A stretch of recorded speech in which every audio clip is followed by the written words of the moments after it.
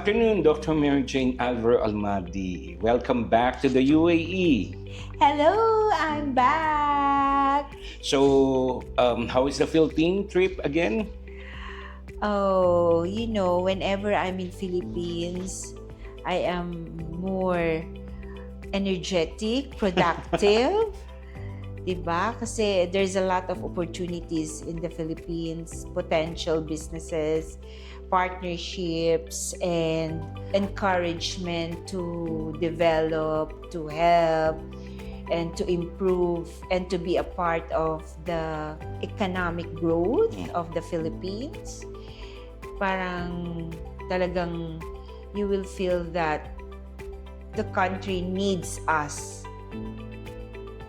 Like our expertise, our services, ganon. So, especially our customers, a lot of our customers are relying on our information, the information that we provide to them, the services that we are able to give them. Okay, speaking of information, relaying information to our customers, and you earlier mentioned about potential businesses. So, do you think these businesses, or do these businesses see compliance as a competitive edge rather than just a legal requirement? Yeah, actually, the potential businesses in Philippines complements the requirement of the United Arab Emirates. Can you elaborate on that? Okay, so when they want, or when the people or the entrepreneurs from Philippines, they want to invest in the United Arab Emirates, for sure they have to follow the guidelines, business compliances, conformities that UAE requires, right? So same thing, babalik din, okay? If our entrepreneurs, they follow the requirements and the guidelines of the receiving country like UAE, yung balik din naman sa Philippines is malaki din because of the export. Oh. Diba? It will have an advantage on the growth of our export. Like, for example, last year, 2025, as per DTI statistics, I think it's around $261 million ang export, ang value ng export. Wow. Okay? So, and that is, I think, in food, mainly. So, di ba, ang laki ng naitutulong niya sa economy ng Philippines. But do they face any, like, compliance challenges? And For sure. And how do you think they overcome that? Or how will they overcome those compliance challenges? For Especially sure. here in the UAE. Like, for example, sa Saudi Arabia, hanggang ngayon, ban pa rin ang meat. Oh. Okay? Although, there are already, as far as I know, yung sa mga information na nakuha ko, okay na, but kailangan na lang ng mga, siguro, paperwork to be completed. And then, sa UAE naman, last April 2026, okay, dito sa UAE, last April 2026, Sheikh Mohammed has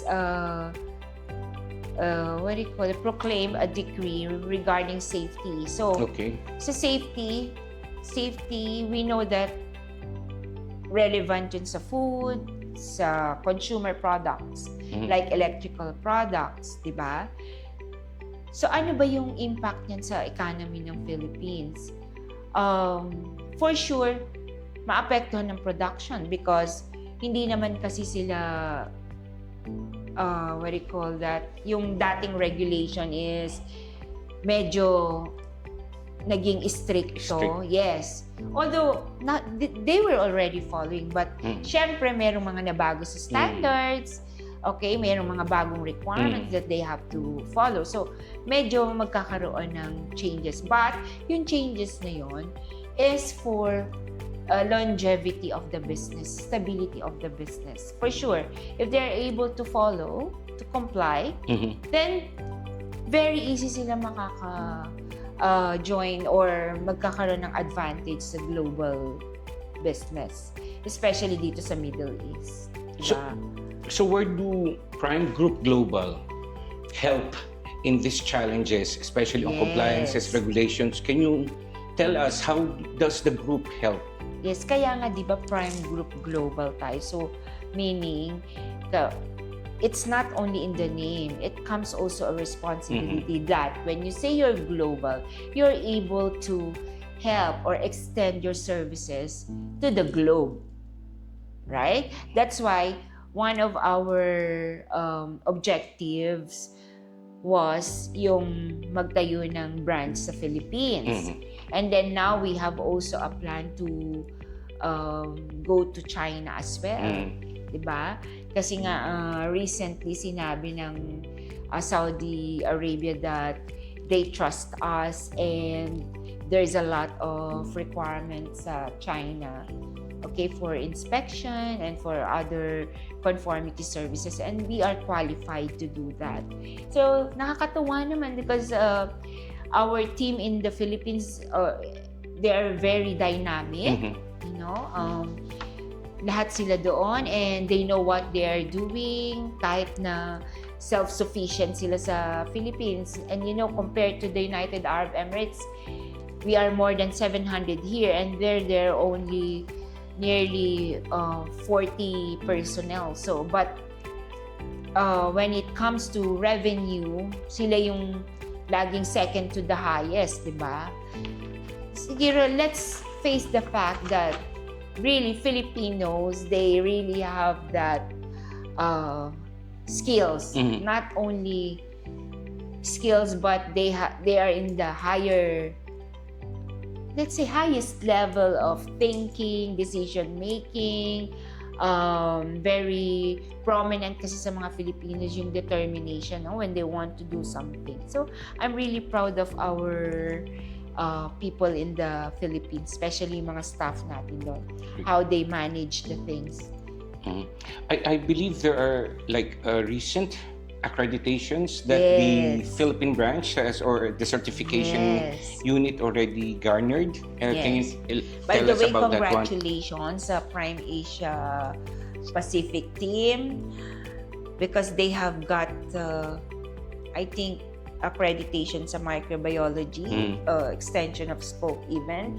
And then they have opened the new laboratory in Clark. They have launched it recently, and then right now they are already undergoing dun sa construction naman ng calibration laboratory, and then and now they are hiring more employees para ma-sustain yung requirements. And they've got also GSO accreditation from Saudi Arabia and from Gulf Standardization Organization. And then we are hoping for more developments pa.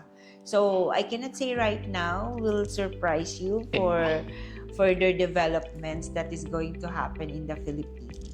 Okay, last question, in as much as I want to, discuss more, but if there will be a piece of advice that you would like to convey to any entrepreneur or business leader, especially in the Philippines or in the UAE, to make their organization stable, future-proof, what will be that advice, specifically in relation to compliance and conformity?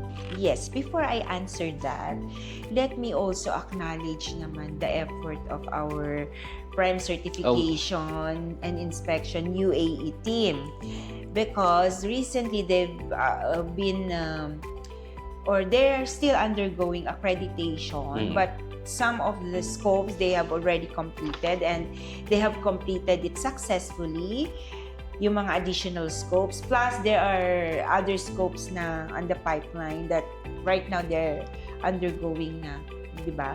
So, thank you very much, Prime Certification and Inspection UAE team. I know that your efforts will contribute a lot sa naman natin sa ating laboratory services. So, thank you so much. Special shout out to our manager, Jen Macabale. Thank you, and the team. And then, okay, to answer your question, you know naman that I always advise para maging future-proof ang inyong business, you always have to be updated. You always have to be informed.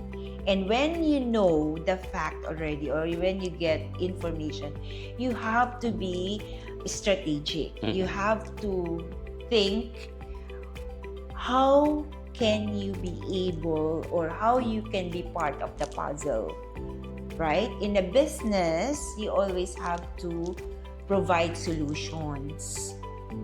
So, ganun ako lagi mag-isip. And because those solutions, that will be your revenue. What do you call that? That will be the one that will generate the revenue. Yung solution na kaya niyong ibigay for your customers. Right? And bakit ba nagiging satisfy ang customer? Bakit ba nagiging happy? Or bakit ba ang customer is nag-i-stay sa atin? It's because they know that they are safe sa natin, sa mga kaya nating i-provide sa kanila. That whatever they need, whatever we can, we always extend to them. Diba? Ganun naman lagi. So, yung trust, you have to build the trust, and you have to gain, they have to, what do you call that? You have to gain confidence, di ba? And for us also, we have to strengthen our foundation. By how?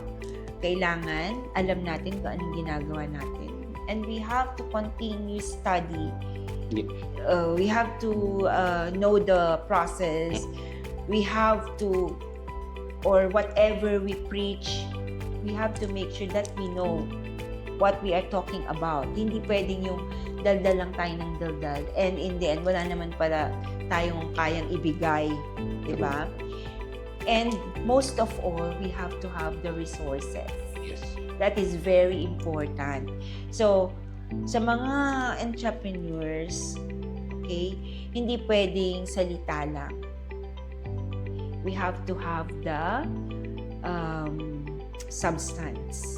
Okay, when you want to put up a business, you should know what you want to do. You should know who are your customers.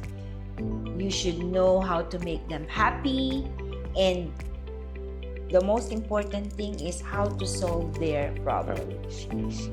So that is solutions.